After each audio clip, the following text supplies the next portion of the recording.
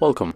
If you want to get LED keyboard on your Motorola One Action, for the first you have to go for the Play Store. After that we have to tap on the search pool and type here LED keyboard. And we have to get this application from the Basic Studio. There's the full name of the app. So let's install.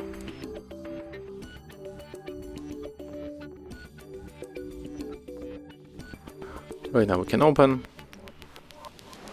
Click enable, tap on the switcher, tap OK 2 times on the both notifications, then just go back, click select, tap LED keyboard, and right now we have to scroll down. I have to scroll down to show you my favorite theme, but of course you can select other. I'm going with the unlimited, and right now if you got the theme that you want, click to save the keyboard, and after that we can simply close this application and go for the keyboard, for example in the messages. And as you can see, that's how our theme on the keyboard has changed. Right now it is a beautiful LED keyboard. Thank you guys for watching. Leave thumbs ups, comments and subscribe to our channel.